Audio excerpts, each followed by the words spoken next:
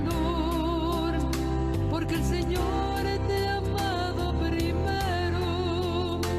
Tus talentos Él quiere usar para el mundo poderle llevar la verdad del Evangelio. Mujer, instrumento de Dios, llevando el pan al hambriento. Mujer, instrumento de Dios, dando paz al que está sufriendo. Hoy deja que sus manos pongan en ti y su poder te vaya invistiendo.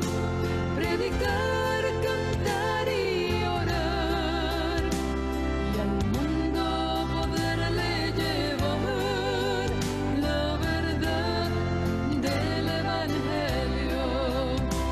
Predicar, cantar y orar, y al mundo poderle llevar la verdad del Evangelio.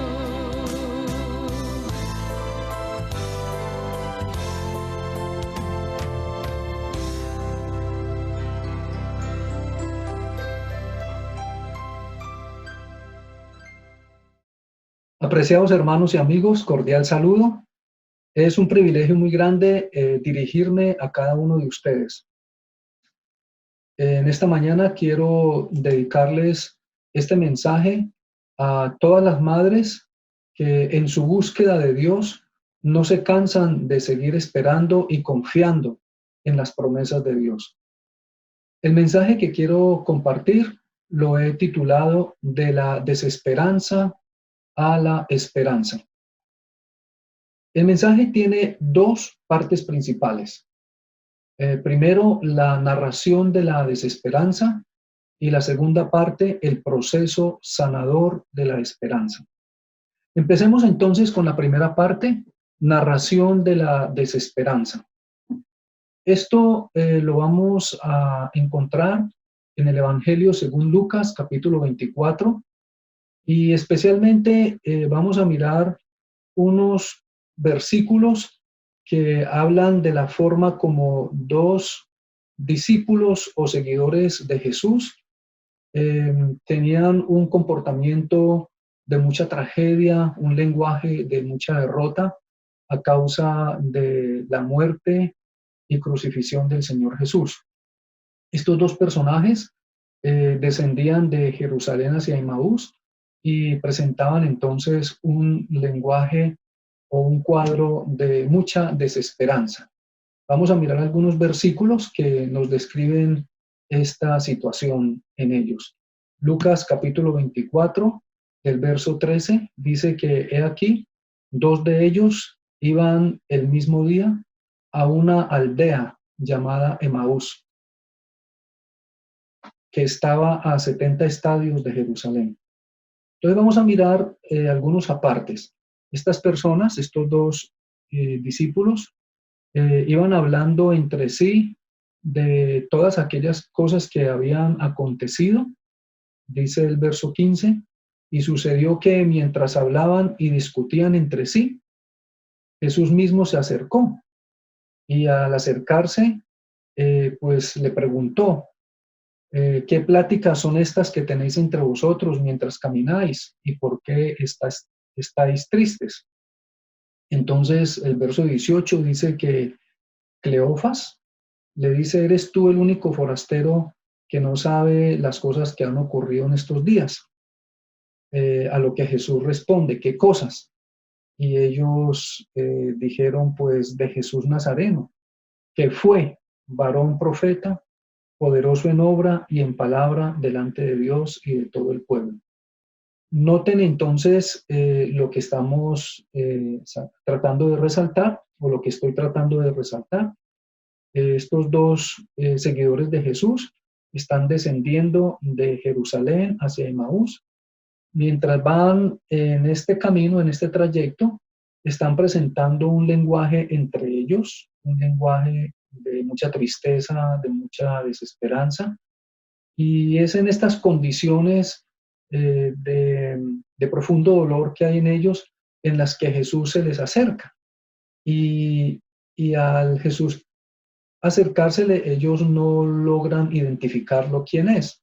Simplemente piensan que es un forastero y le dices, eres tú el único forastero que no sabes las cosas que han ocurrido aquí. Y el forastero, entre comillas, o sea, Jesús, les dice qué cosas. Y entonces cuando el Señor hace estas preguntas, ellos empiezan a narrar la historia, o sea, lo que ha ocurrido en estos días. Y dice, pues, de Jesús Nazareno, que fue, dice el verso 19, que fue varón profeta, poderoso en Dios y en palabra delante de Dios y de todo el pueblo. Y el verso 20, pues denota como una expresión de angustia y de preocupación. Dice, ¿y cómo le entregaron los principales sacerdotes y nuestros gobernantes a sentencia de muerte y le crucificaron? El verso 21 pasa a decirnos específicamente cuáles eran las expectativas que estos dos seguidores de Jesús tenían respecto al Mesías, respecto a él.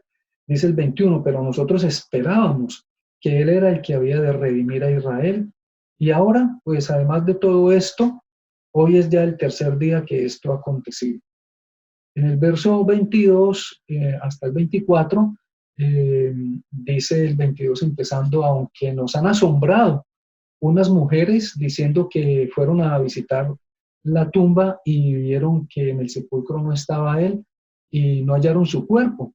Entonces vinieron diciendo, dice el 25, que habían visto una visión de ángeles quienes le dijeron que él vive. Entonces, en el 24 dice, pues también fueron algunos de los nuestros, o sea, varones, al sepulcro y hallaron así como las mujeres habían dicho, pero a él no le vieron. Entonces, hasta aquí, desde el verso número 13 al 24, haciendo una lectura con algunos énfasis específicos, podemos ver el comportamiento que describe una profunda desilusión y desesperanza de estos dos seguidores de Jesús que presentaban entonces un lenguaje de mucha derrota. Pues obviamente, yo pienso que este es el pasaje, uno de los pasajes más hermosos en los que se deja ver la intervención del resucitado ante la necesidad desesperanzadora del ser humano. Este registro bíblico presenta a estos dos seguidores de Jesús, conocidos como los caminantes de Emaús, los cuales atravesaban la experiencia más difícil de su vida. ¿Por qué razón? Porque todas las expectativas de ellos están deshechas. Se encontraban tocando el fondo de la desilusión, por cuanto tenían todas sus esperanzas puestas en un Mesías diferente al Mesías propuesto por las Escrituras y presentados también repetidamente por el Señor Jesús, hablando de la esencia misma del verdadero Mesías, de cómo debe entenderse y apreciarse y conocer el Mesías desde la perspectiva del plan de Dios. Pues obviamente la historia nos muestra que los judíos llevaban en aquel entonces varios años bajo el dominio militar y político de Roma, del Imperio Romano. Y esto pues obviamente obligaba que los tributos, los impuestos que generaba la productividad financiera obtenida por la agricultura, por el arte, por el comercio y también por la religión, gran parte de estos tributos era dirigida al Imperio Romano y de esa manera pues se empobrecía así la economía y la realización de los judíos.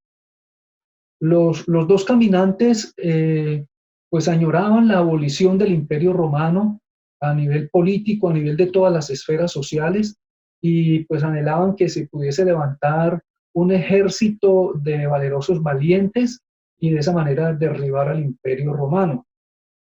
Pues obviamente ellos tenían sus esperanzas en Jesús, quien les dice allí, nosotros esperábamos, dice el verso 21, que Él era el que había de redimir a Israel. El concepto redimir que tenían ellos no era tanto de lo que vemos desde la presentación de del libro de Levíticos y así sucesivamente, mostrando el significado espiritual de la redención, sino con una connotación muy parecida al poder del rey David, algo así como una semblanza del rey David que se levantara y tuviese el potencial y la capacidad de expulsar a los romanos de este territorio.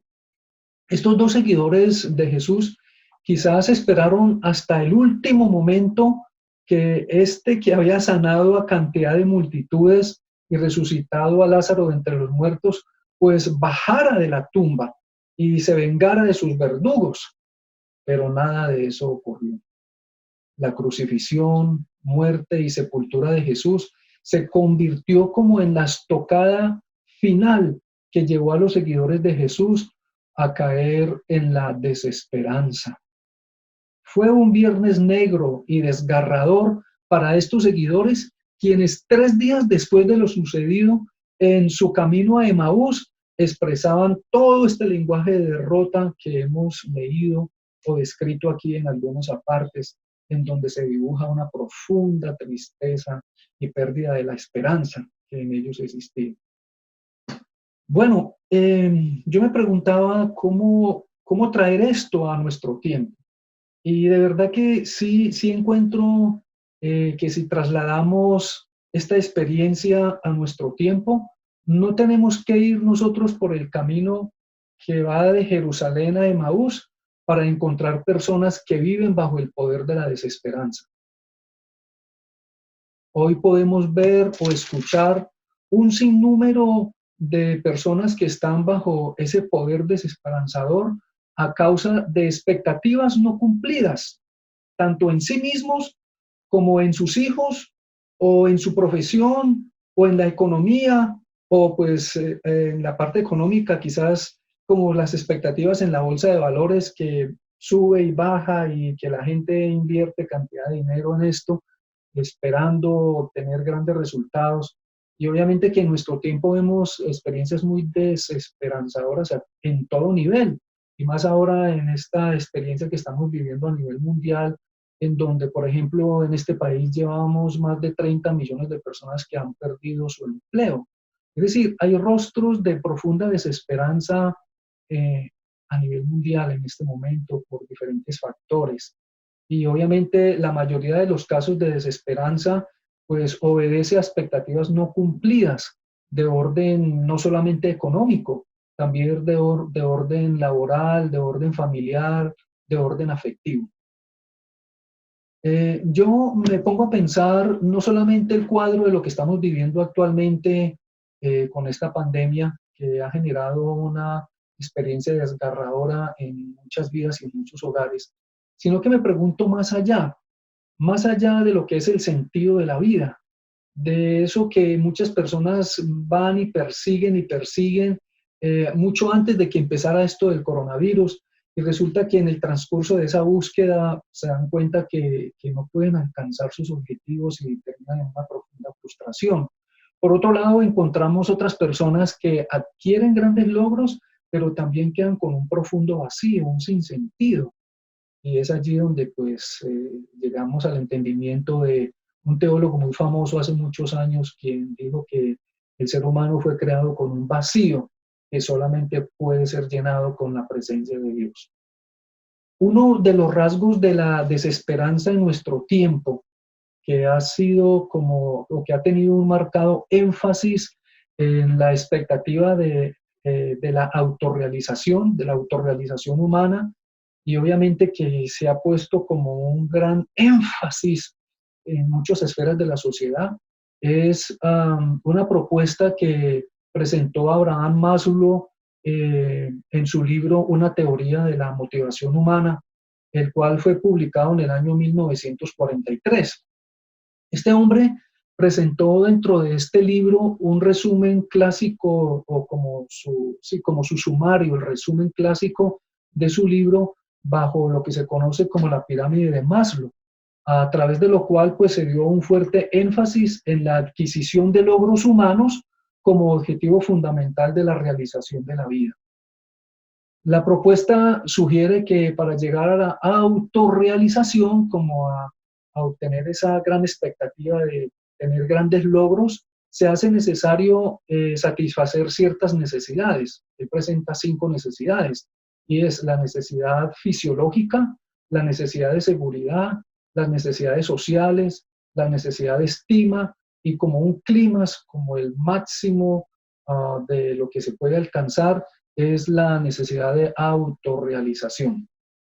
Esta propuesta, dada a conocer por Abraham Maslow, fue muy bien recibida en muchas universidades, tanto aquí en Norteamérica como en Centro, Sur y en Europa. Y obviamente empresarios y políticos la abrazaron. Y aquí en los Estados Unidos pues se generó así como la ruta de lo que hoy se conoce como el sueño americano. Y obviamente, pues esto se ha convertido en algo que en últimas no ha funcionado, porque después de que se escribió esto desde 1943 a nuestro tiempo, aunque eso se sigue presentando en las escuelas o en universidades, uno descubre a ciencia cierta que mucha gente va detrás de eso, que la vida de ellos va en función de las cosas y en últimas pues se chocan y caen caen en cuenta, como que vuelven en sí para caer en la realidad de que esto no es lo que genera un verdadero sentido de la vida. Um, Hay 2 grandes problemas que se pueden ver en este planteamiento, no solamente del señor Maslow, sino también de otras propuestas que tienen un acercamiento similar. Y los 2 grandes problemas podríamos verlo desde la siguiente forma. Primero, es la insatisfacción de quienes al lograr las expectativas de sus logros siguen experimentando un profundo vacío y sin sentido de la vida. Y la otra experiencia negativa de este planteamiento es la desilusión de quienes, teniendo puestas sus esperanzas en sí mismos, en alguien o en algo, ven como sus anhelados esfuerzos no son alcanzados y llegan de esa manera a ser presos de la desesperanza. Pues el gran problema de Maslow y de muchos de otros acercamientos básicamente tiene que ver con la ausencia de Dios. Es decir, estos planteamientos han puesto al hombre como el centro de todas las cosas y han desplazado a Dios del centro. Y obviamente eso es lo más crítico, porque todos entendemos que Dios es el principio fundamental de nuestra esperanza y de la verdadera realización. El Señor Jesús en sus enseñanzas dijo que la vida del ser humano no consiste en la abundancia de bienes que se posee, de los bienes terrenales. También expresó buscar primeramente el reino de Dios y su justicia, y todo lo demás vendrá por añadidura. Pues lo cual indica que lo que va a venir no se descarta, no es importante, no tiene su valor. Es decir, el Señor reconoce que hay importancia en la educación secular, hay importancia en el trabajo, en la dignidad del trabajo, en el buen manejo de los recursos financieros. El Señor no descartó con esta declaración la importancia de las relaciones interpersonales. El Señor Jesús, tomando como una implicación de esta declaración que he mencionado, buscar primeramente el reino de Dios y su justicia y lo demás vendrá por añadidura, pues está diciéndonos con esto que todo ello tiene su importancia. Sin embargo, debemos de tener en cuenta que lo único que produce, que da el sentido correcto de la vida, es que conozcamos la voluntad del Padre Celestial, tanto en nosotros mismos como en las cosas.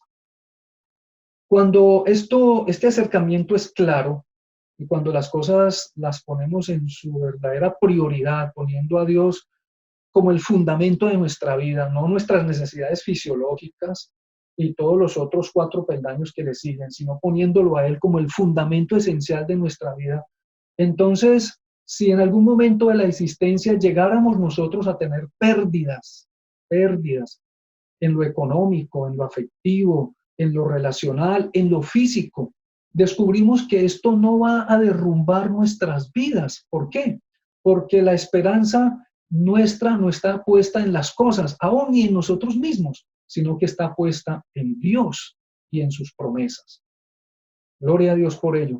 Entonces, volviendo a la experiencia que estamos redactando, de estos caminantes de Emaús que van de Jerusalén hacia Emaús, el Señor Jesús vio la necesidad de intervenir en la vida de estos seguidores. De la misma manera, el Señor hoy ve la necesidad de intervenir en la vida de personas que están en esa condición o en ese estado de desesperanza. Y estos dos individuos, estos dos personajes del cual estamos haciendo mención, eh, quienes tenían sus corazones, pues obviamente tan deshechas por esta experiencia, porque tenían su corazón en su escala de valores, en sus propias expectativas, pues obviamente ellos requerían una urgente atención de parte del Señor. Y este encuentro que tiene el Señor Jesús, pues hace que ellos cambien y que ellos tengan una forma de ver la vida diferente.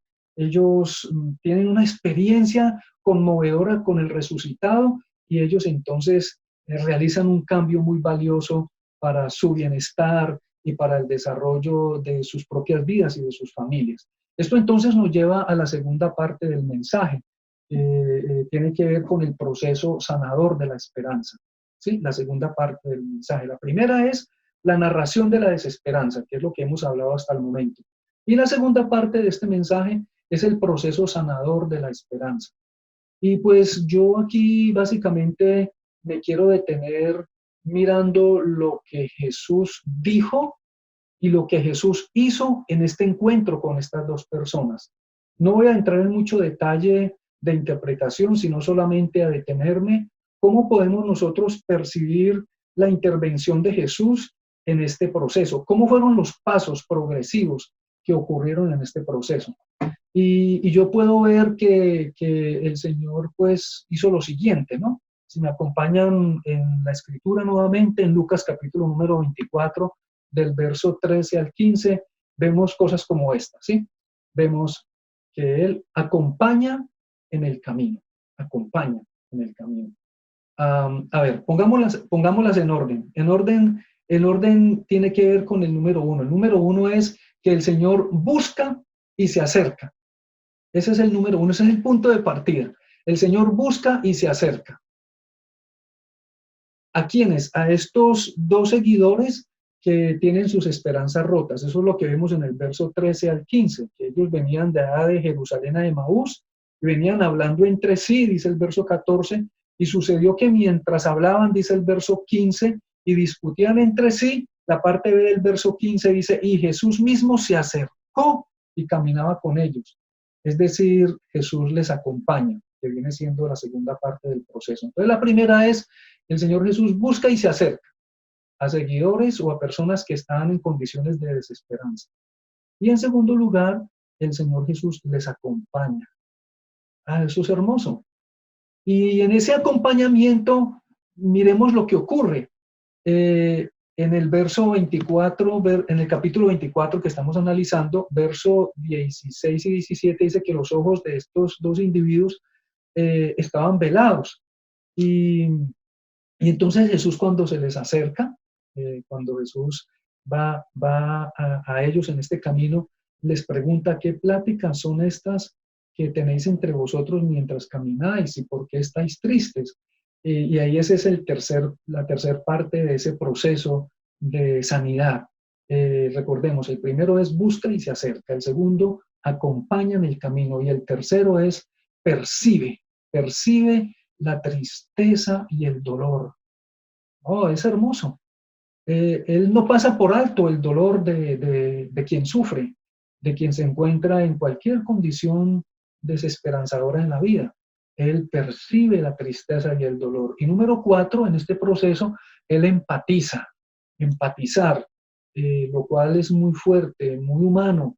Él empatiza de la siguiente manera. Mire lo que dice el verso 18 y 19. Dice, respondiendo uno de ellos, que se llamaba Cleofas, le dijo, ¿eres tú el único forastero en Jerusalén que no sabe lo que ha pasado aquí estos días? Sí, en el verso 18. Entonces, mire cómo empatiza el Señor Jesús. Hace una pregunta de conexión. Ya les había escuchado, ya había percibido el dolor que ellos tenían, y entonces ahora va mucho más profundo. Les pregunta qué cosas, hace preguntas abiertas que invitan al diálogo, empatiza, ¿sí? Y eso obviamente pues permite como que que se aplane el asunto, que no se ha visto un personaje acá arriba y el otro acá abajo, sino que haya una horizontalidad en donde quiero escucharte, háblame, ¿qué está pasando? ¿Sí? Eso es empatía. Y número 5, en este proceso sanador, Jesús les escucha y les escucha su historia sin interrupción. Eso lo vemos desde el verso 19 al 24. Les escucha los conceptos o las expectativas que tenían acerca del Mesías y que eso era lo que estaba produciendo pues la profunda tristeza, porque aquí vemos que estas expectativas no se cumplieron desde la perspectiva de ellos, porque ese no es el propósito ni el plan de Dios, ¿sí? Entonces, miremos que el Señor Jesús les escucha, del verso 19 al 24. Entonces, cuando el Señor Jesús les pregunta qué cosas, ellos le dijeron de Jesús Nazareno. Recuerden que ellos consideraban que este era un forastero que les estaba acompañando en el camino. Entonces ellos le dijeron, pues lo que ha ocurrido es de Jesús Nazareno. Y miren el concepto que tenían de Jesús. Dice, que fue varón profeta, que fue poderoso en obra y en palabra delante de Dios y de todo el pueblo. Jesús está escuchando que ellos tienen un concepto histórico valioso acerca de Jesús. Un profeta sobresaliente, quizás como judíos que son estos dos caminantes de Maús, hacen una conexión de Jesús con los profetas de lo que hoy conocemos el Antiguo Testamento. Y añade que fue un personaje utilizado en palabra delante de Dios y del pueblo. Pero todo eso lo ponen en el escenario del pasado. Es decir, en este contar su historia, están dando a conocer a un Jesús que estuvo, que realizó grandes obras, obviamente, a favor de la humanidad, que fue un gran profeta, pero que se quedó allí en la historia. Jesús está escuchando ese concepto, escuche la historia sin interrumpirles. Y mire, luego dice el verso 20, y cómo le entregaron los principales sacerdotes y nuestros gobernantes. Como una profunda tristeza. ¿Cómo es que no se unieron con él para que juntos armaran entonces el mejor ejército que podía levantarse entre los judíos para ir en contra del imperio romano? ¿Cómo le entregaron y le llevaron a sentencia de muerte y le crucificaron? Y el verso 21 es mucho más desgarrador en el relato de esta historia. Dice, y nosotros esperábamos que él era el que había de redimir a Israel, pero nada de eso ocurrió. Es decir, el Señor Jesús escucha la historia sin interrupción.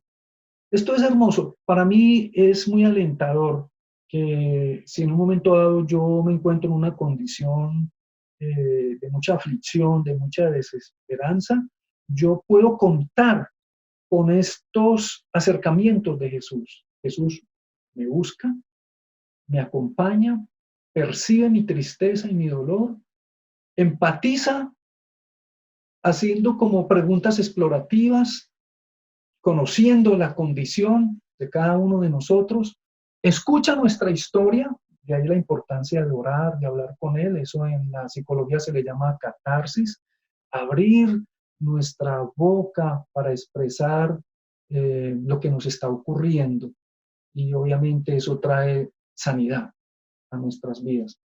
Número 6, identifica el problema.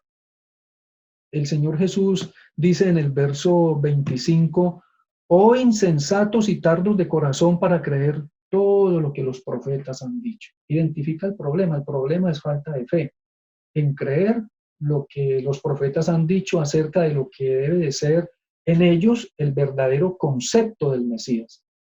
Todo lo que los profetas han dicho, no una parte, no un concepto del Mesías. Ellos tenían como un concepto exclusivo del Mesías desde la visión davídica.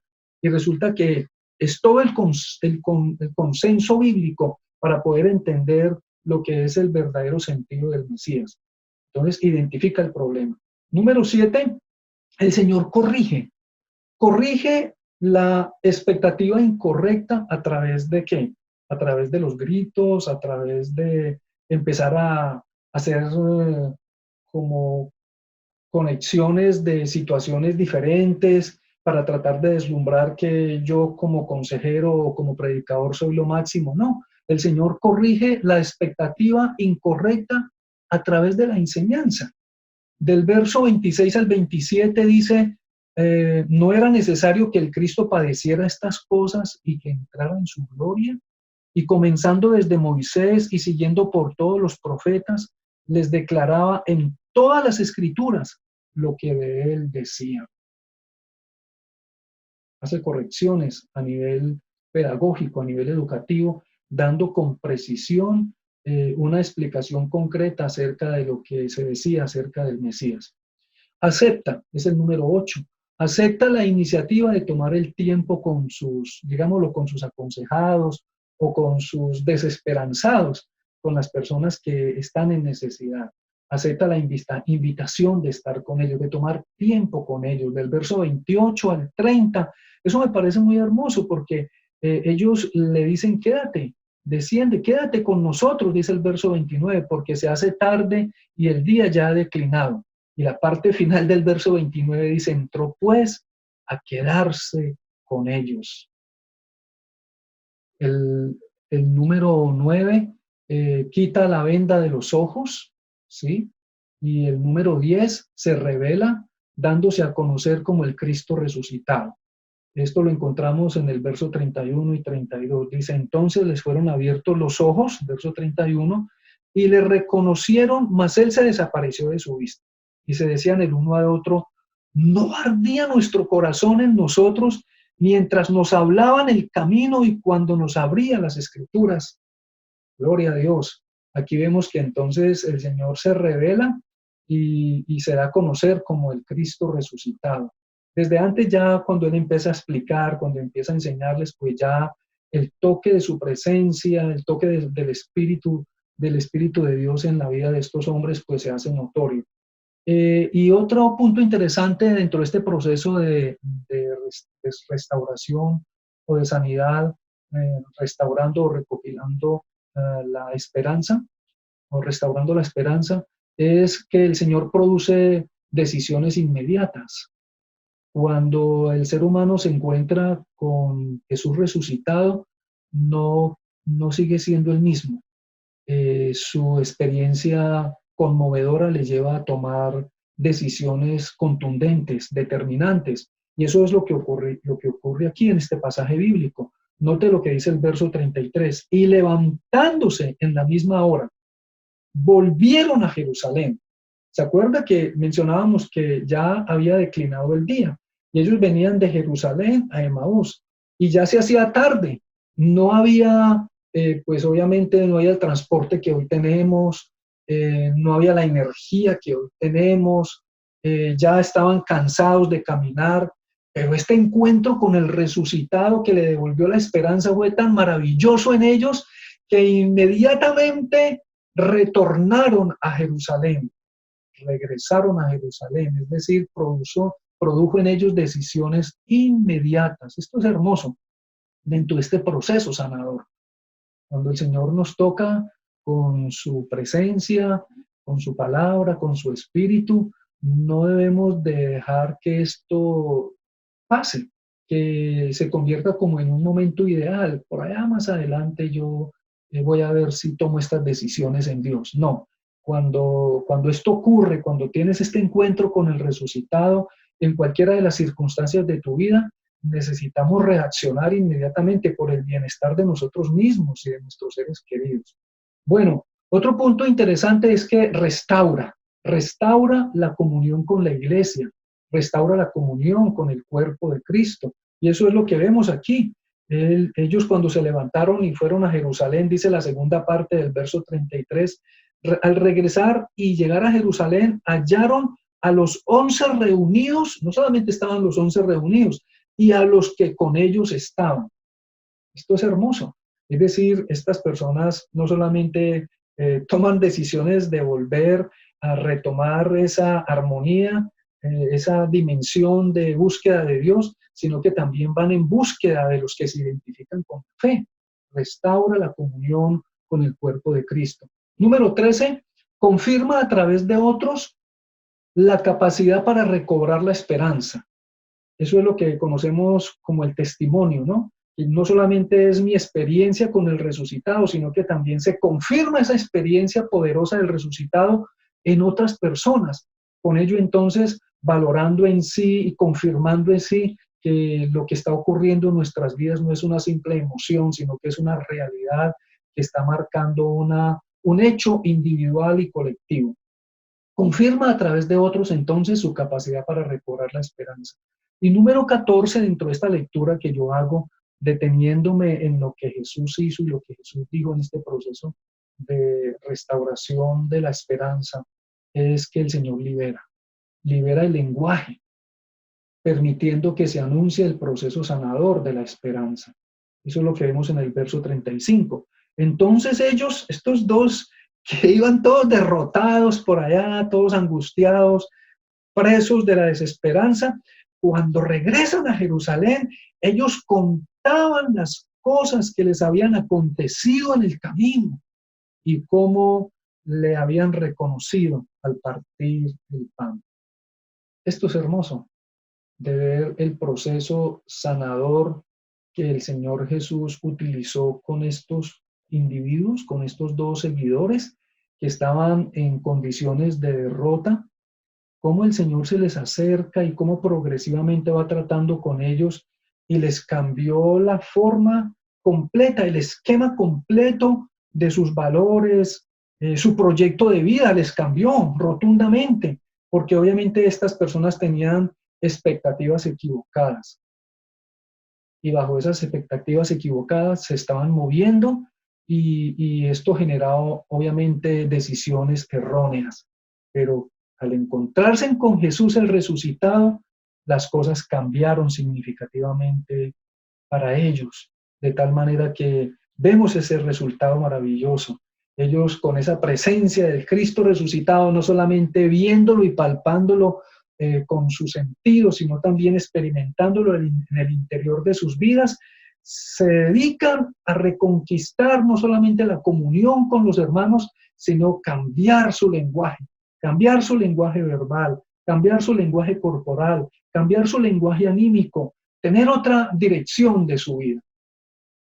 Apreciado hermano y amigo, como puede ver, esto es algo que genera vida. El encuentro con el resucitado para nosotros nos cambia la vida. Apreciado hermanos, como partícipes que somos nosotros de la esperanza viva que Dios nos otorga a causa de la resurrección de Jesucristo, ya nos corresponde a nosotros ir en busca de caminantes de Emaús, que en forma simbólica representa a personas que hoy viven en estados de desesperanza. Y de estos 14 experiencias que yo acabo de mencionar, o de 14 acciones que el Señor Jesús toma a favor del desesperanzador, yo veo que para nuestra tarea como discípulos del Señor podemos nosotros tener en cuenta estos 7 principios que los quiero solamente mencionar.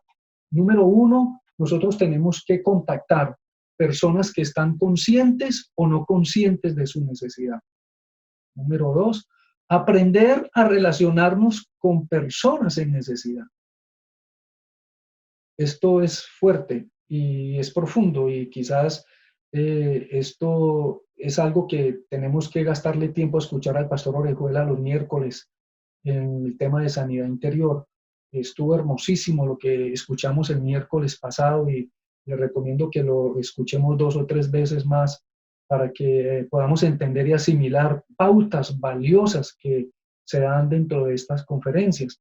Recordemos entonces, voy a volver a mencionar los 7 principios muy reveladores que nosotros podemos tomar como discipuladores del Señor. Primero, contactar personas que estén conscientes o no conscientes de su necesidad.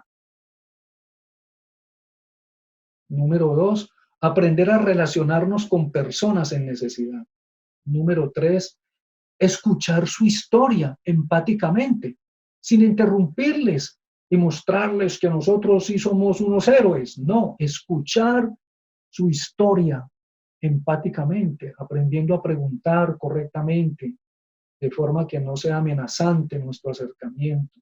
Identificar el problema, no para enrostrarles lo malo que han sido, sino para poderles ayudar a que sus ojos vendados sean libres y caigan esas escamas de la forma como ven el mundo y la vida.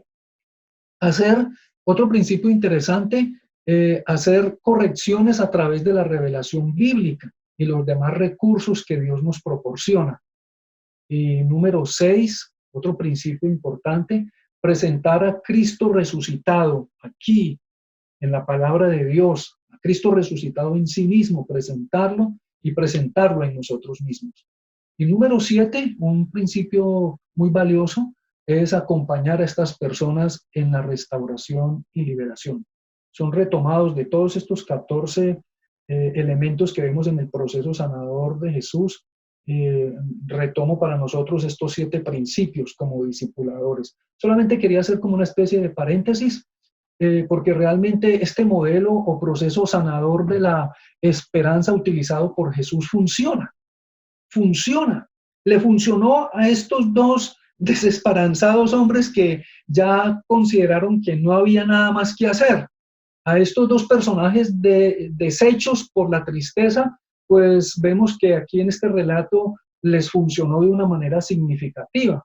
Pues obviamente aquí podemos verlo, lo hemos leído, que ante el encuentro con Jesús resucitado, las expectativas que ellos tenían del Mesías, guerrerista, liberador, fueron deshechas. Y algo más, ante el encuentro con Jesús resucitado, las expectativas puestas en un rey estilo David, que levantara la economía y esparciera a los opresores, perdió su prioridad. Ya ellos empezaron a entender que la vida es más que las cosas, que la vida es más que el desarrollo de los sistemas sociales, que la vida es más que la gran economía que se levanta en una agrupación, en una ciudad o en un país, que la vida va mucho más allá que una buena administración pública.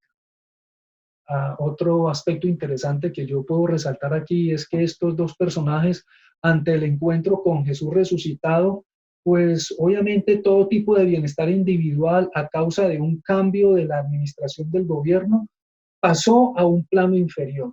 Ahora ellos están conectados con el plan liberador de Jesús. Están conectados con otra perspectiva de la vida. Les cambió la vida. El proyecto de vida les cambió. La forma como se valora los principios de la vida cambiaron rotundamente. Mientras esos acercamientos filosóficos o estas tendencias que mencioné hace un momento siguen teniendo impacto en algunos círculos, estos individuos y nosotros también en nuestro tiempo entendemos que lo más valioso es lo que nos ha podido acontecer con nuestra experiencia en Jesús, en el Cristo resucitado. Ante el encuentro con Jesús resucitado, en otras palabras, todo tipo de expectativa que no está en el orden o dirección correcta es replanteado o replanteado. Y es aquí cuando podemos entonces definir la desesperanza y la esperanza. Y aquí podemos definir la desesperanza de la siguiente manera. La desesperanza es la ausencia de la verdadera esperanza a causa de expectativas erróneas no resueltas que conllevan a la pérdida de la fe. Yo quiero mencionarla otra vez. La desesperanza es la ausencia de verdadera esperanza. Hasta allí, pues, ¿qué sentido tiene? Pero miren, es la ausencia de la verdadera esperanza a causa de expectativas erróneas no resueltas que conllevan a la pérdida de la fe. Y la definición de esperanza desde la perspectiva bíblica, porque estamos hablando de la desesperanza a la esperanza. Y la definición de esperanza desde la perspectiva bíblica, podemos entender entonces que no es una probabilidad, no es un pensamiento positivo, es la expectativa incuestionable de confiar en Dios y en su palabra. Tal como dice el Salmo 62:5, en Dios reposa mi alma, porque de Él viene mi esperanza. La palabra esperanza expresa confianza y seguridad en el ahora y en el futuro, porque se basa en las promesas, en el carácter y en la fidelidad de Dios. Esto es maravilloso. Cuando nosotros entendemos esto, pues obviamente ya tenemos un desapego de las cosas que para muchas personas es lo más valioso de este mundo. Empezamos a entender que nuestra gran realización de la vida es estar en Dios, con Dios, por Dios y para Dios. Obviamente, sin hacer a un lado lo que necesitamos realizar aquí en esta tierra. Necesitamos trabajar y el trabajo es una dignidad muy grande. Sacar adelante nuestros deseos o nuestras necesidades humanas es una necesidad fundamental, son necesidades fundamentales, pero obviamente entendemos que quien le da sentido y significado a todas esas necesidades por adquirir y por conquistar, pues tiene su fundamento es en Dios, tiene su inspiración en Dios, tiene su logro en Dios, porque Él soberanamente nos permite avanzar en todas estas cosas. Estimados hermanos y amigos, abundan testimonios de personas que en su encuentro con el Cristo resucitado revaloraron su expectativa para desarrollar su vida en torno a la esperanzadora promesa de Dios. Y vamos a mirar varios ejemplos. Por ejemplo, en el mundo de los negocios, Pedro era considerado un empresario de la pesca. Y cuando su Mesías liberador muere, porque eso no solamente ocurrió con los dos que descendían de Jerusalén a Emaús, también Pedro y sus demás compañeros, cuando vieron que su líder, que su gran héroe muere y que nada pasó allí, que no se bajó de la cruz ni nada de eso, entonces ellos huyen. Y en este caso específico, pues Pedro dice: a pescar voy, y se prepara para regresar a su negocio como empresario de la pesca. Sin embargo, Jesús resucitado se le presenta, se le acerca y le dice que aunque le haya negado con maldición, su llamado como pastor sigue vigente. Eso está por allá en Juan, donde el Señor se le acerca y le dice: Pedro, Pedro, si me amas, entonces apacienta mis ovejas. Si no me amas, inclusive con amor incondicional, porque todavía no entiendes qué es eso, pues aunque sea con el limitado amor que tienes, mire, te doy el encargo de que apacientes mis ovejas, porque en el camino vas a aprender lo que significa el costo de seguirme. Gloria a Dios. Esto cambia nuestra vida. Esto cambia nuestra perspectiva. También vemos otro testimonio interesante, y es en el mundo religioso o en el campo religioso, y es Saulo. Saulo, quien posteriormente se llamó Pablo, imagínense. Este hombre Saulo había tenido una brillante formación teológica y era una promesa para su comunidad religiosa judía. Sin embargo, en su encuentro con Cristo resucitado, deja su esperanzadora carrera para ir como misionero a las naciones anunciando a Jesús crucificado y resucitado de entre los muertos, lo cual para muchas personas era una vergüenza y era motivo de persecución y de mucho dolor. Pero este hombre tuvo una experiencia tan conmovedora en su forma de pensar y en su interior, que le cambió el horizonte de la vida y dejó a un lado todos esos logros humanos para ir en pos del llamamiento que Dios hacía en su vida. Y tenemos otro ejemplo interesante, y es que es en el campo de la filosofía. En el campo de la filosofía se cuenta que ante la predicación del Cristo resucitado, muchos griegos, y aquí agrego, discípulos de los filósofos clásicos, abandonaron sus ideas filosóficas en torno a la vida y abrazaron el mensaje esperanzador del Evangelio. Y hay algo que me conmueve muchísimo, y es esta última declaración. En el mundo de las dependencias insanas, se cuenta que ante la predicación del Evangelio y su énfasis en Cristo resucitado, centenares de personas abandonaban sus apegos y sus falsas expectativas para ir en pos de los valores establecidos por Dios.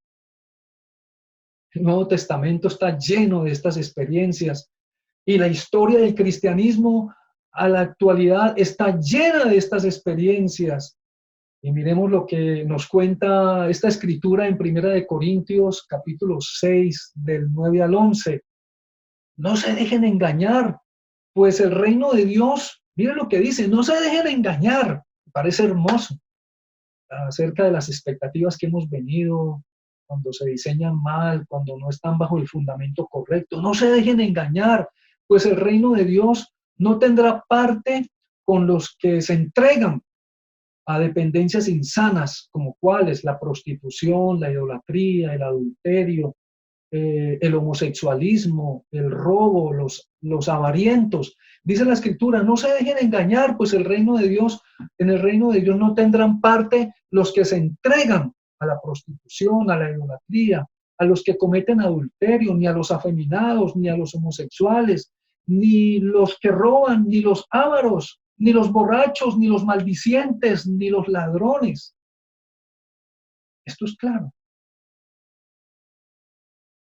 No podemos disfrazar el pecado dándole otro nombre. Todo es pecado. No hay uno más grande que otro. Todos son pecados. Y es producto de, obviamente, de personas que tienen apegos y condiciones insanas y obviamente han valorado la orientación de su vida de una manera equivocada. Entonces, lo más impresionante es que dice, y esto, dice el verso 11, eran algunos de ustedes, pero ahora ya son diferentes. Ya han reevaluado su condición de vida y entonces ha ocurrido un baño de limpieza, de santificación por la gracia del Señor Jesucristo y por el Espíritu de nuestro Dios. Eso es una joya, ese testimonio, como muchos otros que encontramos en la palabra de Dios. El Señor Jesús es lo más grande que nos ha ocurrido. Es lo más maravilloso. El Señor Jesucristo, no solamente podemos decir de que el Señor Jesús dividió la historia de nuestro calendario, antes de Cristo y después de Cristo. El Señor Jesús no solamente cambió las fechas.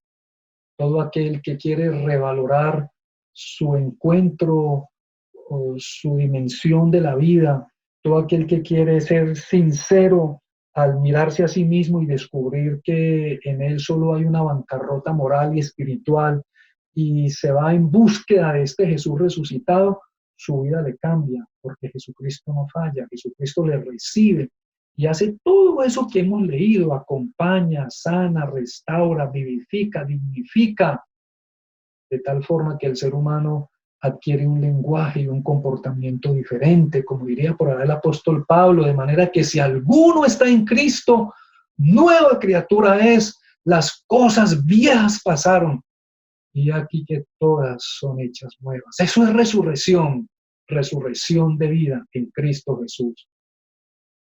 A nivel de conclusión, quiero dejarles lo siguiente. Las expectativas que se construyen en torno a la realización humana, sin incluir la dirección de Dios, en última, pierden el impacto de la satisfacción. Cuando rendimos nuestras expectativas, cuando las entregamos, cuando rendimos nuestras expectativas y nos dejamos reorientar por Dios, la vida toma sentido y la verdadera esperanza nos alcanza. Gloria a Dios por ello. Quiero hacer una invitación muy especial porque es posible que alguien me esté escuchando, alguien esté escuchando este mensaje y en este momento tenga expectativa de muchos logros en este mundo, pues así le inculcaron en su casa que tenía que ser alguien en este mundo. Y entonces, ahora que está, pero estudiando casi 18, 20, 24 horas para sacar adelante su logro, o está trabajando, doblando sus turnos de trabajo, o ahora que se encuentra frente a esta condición que vivimos en este país y en su desesperada forma de verse, pues está llenando aplicaciones de una cosa y otra para poder resolver su vida en diferentes aspectos. Yo quiero decirle que si alguien que está escuchando este mensaje tenga y tiene expectativa de muchos logros a los cuales le invierte la mayor parte de su existencia y se ha entusiasmado tanto en ello que progresivamente ha perdido la comunión con Dios, quiero decirle, este mensaje es para usted. Este es un trato de Dios para su vida en esta hora. Es posible que sus expectativas de autorrealización son tan grandes que consume la mayor parte de su tiempo, dejando a un lado la necesidad de incluir a Dios, quien es el único que puede replantear y darle sentido a quién es usted y lo que usted hace. Es posible que usted tenga expectativas equivocadas acerca de la manera como se debe vivir la vida, y esto le está llevando a condiciones espirituales y emocionales muy enfermizas, en las cuales usted es consciente de esto. Usted sabe, como dice la Escritura, no hay paz para el impío, no hay paz internamente, así se vean muy bien, con títulos, con dinero, con las mejores posesiones. La Escritura dice, no hay paz para el impío, para el que se aparta, para el que se aleja de Dios y de la comunión de su pueblo. Estimado amigo que me escucha, ven a Jesús, acércate a Él y construye su vida no bajo los valores erróneos de este mundo, sino en la dirección correcta que Jesucristo nos ofrece. Estimado amigo, regresa a casa de tu Padre Celestial, quien tiene para ti la verdadera esperanza.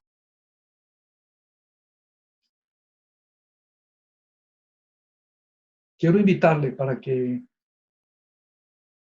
oremos.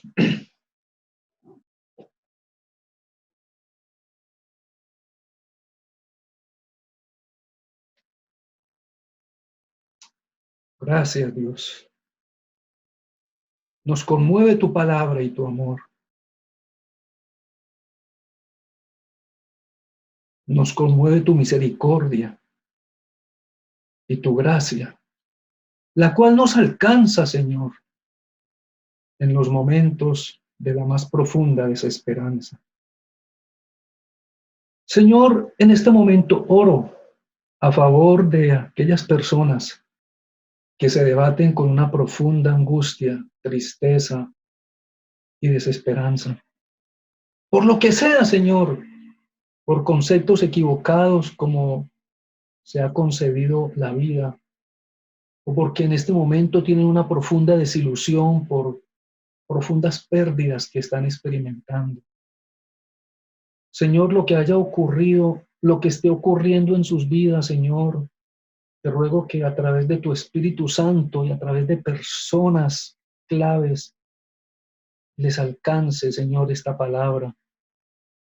Señor, yo te ruego que abras el entendimiento de cada uno de nosotros y podamos redescubrir que nuestra verdadera tarea es la de encontrarnos contigo. Y que si nosotros nos ponemos en esta búsqueda, Señor, tú serás el primero en recibirnos, en sanarnos, en limpiarnos y en dignificar nuestra vida, retornando en nosotros el verdadero sentido de la vida y dándonos el conocimiento de la verdadera esperanza. Gracias por tu misericordia, Señor. Te alabamos y te bendecimos y te damos gracias, Señor, por tu inmenso amor en nuestras vidas. En el nombre de Jesús. Amén y amén. Gloria a Dios por su inmenso amor y por su inmensa misericordia. Que Dios les bendiga. Sendas Dios hará donde piensas que no hay.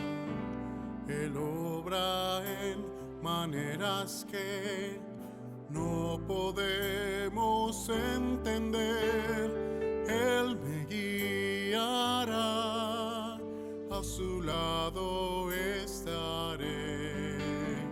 Amor y fuerzas me dará, un camino hará donde no lo hay. Sendas Dios hará donde piensas que no hay. Él obra en maneras que no podemos entender.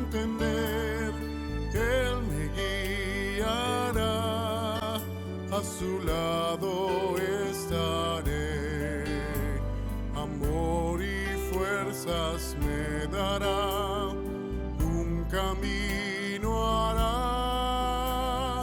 donde no lo hay. Si camino en la soledad, me guiará, y agua en el desierto encontraré. La tierra pasará, su palabra eterna es. Él hará algo nuevo hoy. Sendas Dios hará donde piensas que no hay. Él obra en maneras que no podemos entender. Él me guiará, a su lado estaré. Amor y fuerzas me dará, un camino hará donde no lo hay. Sendas Dios hará donde piensas que no hay.